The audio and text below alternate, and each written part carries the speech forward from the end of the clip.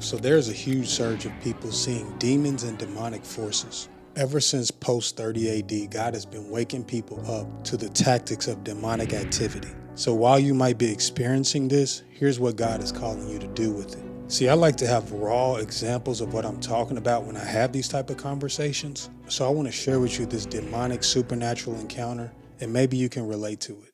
There's this young man I know who had a vision of a demonic spirit, actually in a church. This lady was receiving prayer from her pastor. The pastor seemed to be wanting breakthrough for the young lady, and eventually they were done praying. However, shortly after, the guy I know had a vision of this lady. He knew he needed to move in action. Here's what he saw in the spiritual realm. The vision detailed that this young girl was looking into a mirror. She was in a bathroom.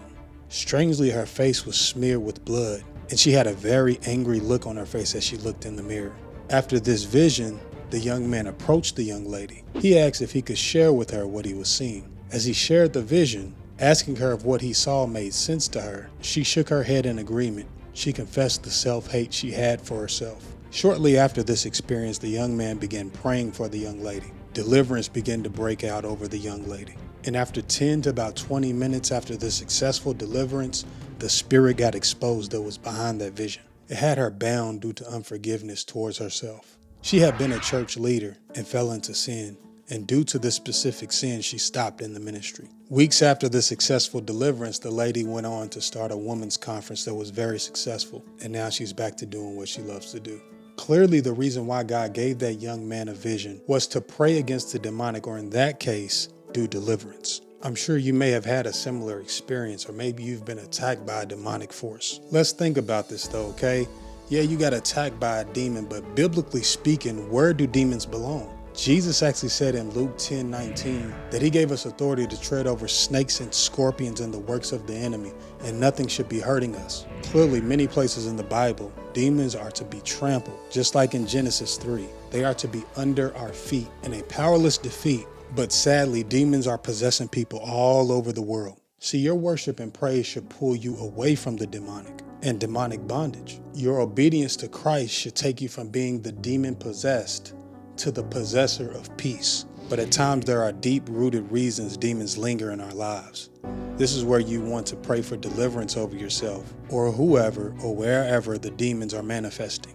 If this doesn't help, call a brother or sister to pray with you that you trust. We do deliverance ministry as well. Just email us. It's in the description. The point of this video is that we are to contend with and to bind demonic powers. We not only fight against demons, but we wrestle with principalities and powers. And when we see demons, we're operating in the discerning of spirits. In turn, this puts you in the position of an intercessor.